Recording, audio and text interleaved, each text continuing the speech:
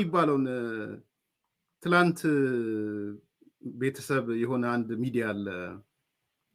የድሮ ስቶሪዎችን ያመጣ የሚለጥፍ እዚህም ይመጣል ልጁ አይሮን ቆይ ሳስታውሰው ነግራችኋለሁ እዩት በጣም ብዙ ስቶሪዎች ይለጥፋል የድሮ እና የዚህ የሽግግር መንግስቱን ውይይት ለጥፎት አይቸው ነበር ሙሉን የፈለጋችሁ ሰዎች ሂዱና እዛዩት ካለ ጻፍልኝ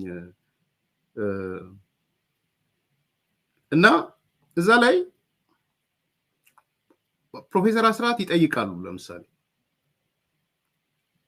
ኢፒኤልኤፍ የት ሄደ በውይይቱ ላይ እኮ የለም የት ሄደ ምናምን ይሉታል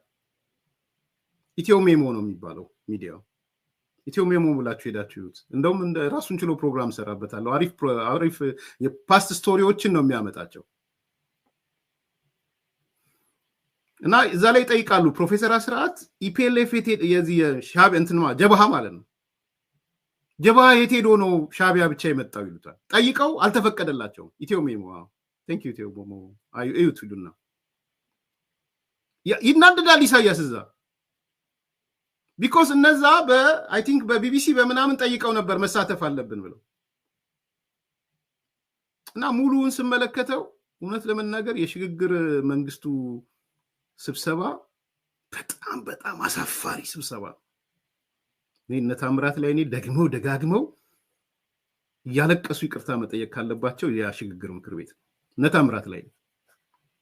በቃ የኢትዮጵያ የሽግግር ምክር ቤት የተንቀሳቀሰው የተመራው በሻዕቢያ ነው እኔ ያንን ያየው ልክ ስጨርስ ሳመሪ ልስራ ብዬ ሳመሪውን ስሰራልኝ ላይ ሻዕቢያ የመራው የምክክር የሽግግር ምክር ቤት ነው ያልኩት አቶ መለስ ፒውርሊ የሻዕቢያ ተወካይ ነው ጠበቃው ነው የሚከራከረው ኤርትራ ጉዳይ የሚለው ነው ያየሁት ሊከራከሩ የሚፈልጉ ሰዎች እንኳን አፋፋቸውን ይላቸው ነበር አቶ መለስ ልክ ስጨርሰው ኢትዮጵያ ናት የሽግግር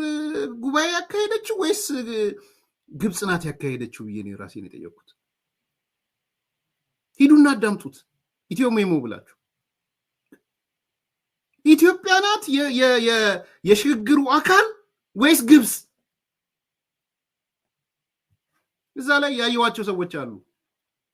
እና ጀነራል ጻድቃን አይቻቸዋል አቶ ታምራት ላይ መድረክ ላይ ቁጭ ብሎ አይቻቸዋል ፕሮፌሰር አስራት እንዴት እንደሚጠለጠሉ እንዴት እንደሚሰደቡ ይስቅ ነበር ኢሳያስ የኦነግ ሰዎች የምናምን ሰዎች አንዱ ማን ነው የሚባለው የዚህ ስምጥ ሸለቆ ምናምን ወልዳ ማኑኤል ምናምን የሚባለው በቃ ኢትዮጵያዊ ነው አይደለም ብለህ ልትጠይቀው የምትችል ያ የሽግግር ጉባኤ ራሱ መንፈሱ የግብጽ መንፈስ ነበር የነበረው ነጻድቃን መጸጸት ካለባቸው ያ ጉባኤ ነው በጣም የሚያጸጽት ነው ጉባኤ ነው ሌሎችም ዛሬ የአሰብ ጉዳይ የምናምን ጉዳይ የባህር በር ጉዳይ የሚከነክናቸው ሌሎቹን አላልኩም እዛ ውስጥ ያሉ የነበሩ ጻድቃንን አይቼዋለሁ ብያለሁ ገብሩ አስራትን አይቼዋለሁ ብያለሁ ያየሁት መሰለኝ ተፈራው አልዋን አይቼዋለሁ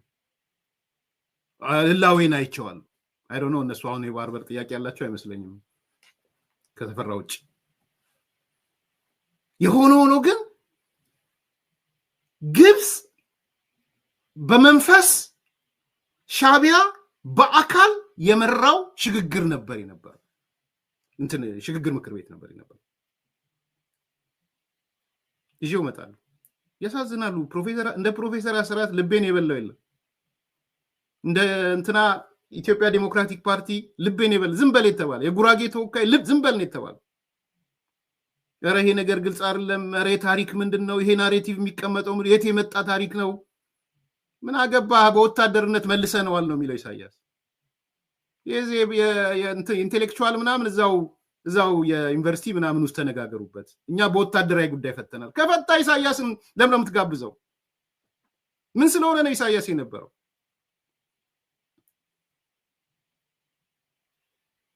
እና ይሄን ያነሳውላችሁ ምንድነው ግብጽ መቼም ቢሆን ከኢትዮጵያ አናት ወርዳ አታውቅም። ሰው ማስጠንቀቂያ ምናምን ረጎራው ምናምን የሚባለው ኦልሬዲ በተግባር ያለ ነው። በተግባር ያለ ነው። ስለዚህ ለዚህ ነገር ተገቢውን መልስ እየመለሱ መሄድ ያስፈልጋል።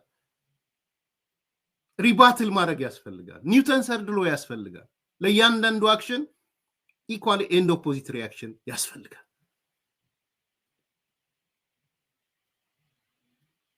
ጥሩ አምባሳደሮች አይተናል። አሁን ጥሩ ተናጋሪዎች አይተናል። ውጭ ጉዳይ ደረቱን ነፍቶ መልስ መስጠት ጀምሯል። በጣም አሪፍ ነው። የውሃና ኢነርጂ ሚኒስትር ደረቱን ነፍቶ መልስ መስጠት ጀምሯል። እሱ ነው የሚፈለገው። በምንም ተአምር ማፈግፈግ የለም በግብጽ ላይ በምንም። እያንዳንዱን ስህተቱን እየለቀሙ ለዓለም ሕዝብ ማጋለጥ። እኔ ተቋምን ቢቋቋም